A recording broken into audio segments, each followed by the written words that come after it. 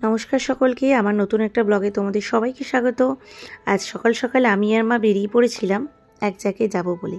তো সেই জন্য ফার্স্টেই চলে গিয়েছিলাম, রিক্সা থামিয়ে দাঁড়ালাম মিষ্টির দোকানে। আর মিষ্টির দোকান মানেই একটা তৃপ্তির জায়গা।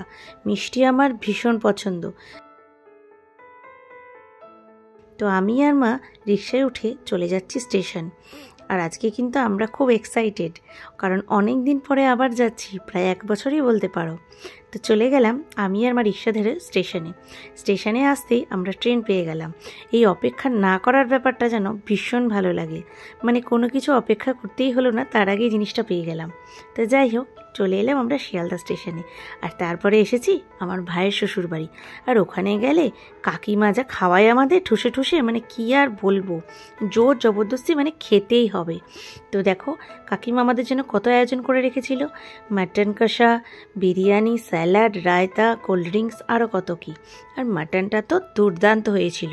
কাকিমার হাতের এই মাটনটা খুব অসাধারণ হয়। যাই হোক, খাওয়া দাওয়া করে একটু শুতেই আমার মেয়ে ওড়না নিয়ে এবার নিজের মতো খেলছিল। যেই আমাকে দেখেছে লজ্জা পেয়ে গেছে। তো বিকাল আমরা সবাই সাজুগুজু করে চলে গেছিলাম পার্কে। আর এই পার্কটা এতটাই বড় আর সুন্দর, কি বলবো তোমাদের। তোমরা যদি কেউ এই পার্কে যাও তাহলে হয়তো তোমরা নিশ্চয়ই বুঝবে পার্কটা কতটা সুন্দর। আর দেখো এখানে স্লিপ চড়া, দোলনা চড়া, আর এই দেখো ছোট মা রিনি কি সুন্দর খেলছে।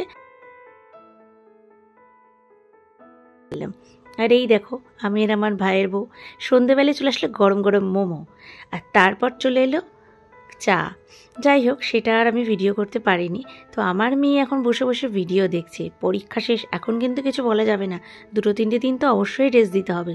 আর শরীরটাও তার একটু খারাপ, এই জন্য কিছু বলছিলামও না। আর ছোটো মেয়ে এখানে বসে বসে গেম খেলছে।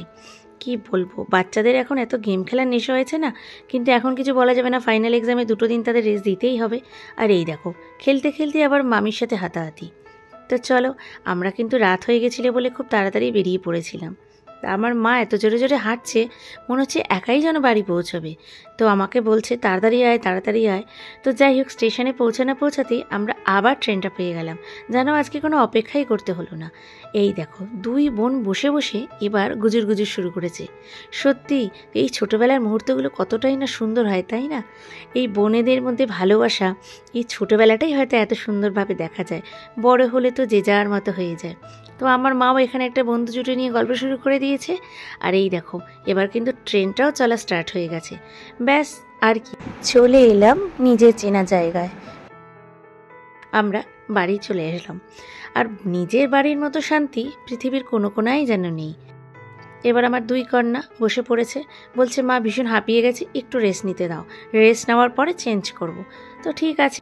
আজকে কিন্তু আমরা বেশ টায়ার্ড, সারাদিন কিন্তু আমরা ভীষণ আনন্দ করেছি। আর এই দেখো এবার কিন্তু এনাদের ঘুমও পেয়ে গেছে। আর কাল সকালে খুব তাড়াতাড়ি উঠতে হবে। ততক্ষণে তোমরাও সবাই ভালো থেকো।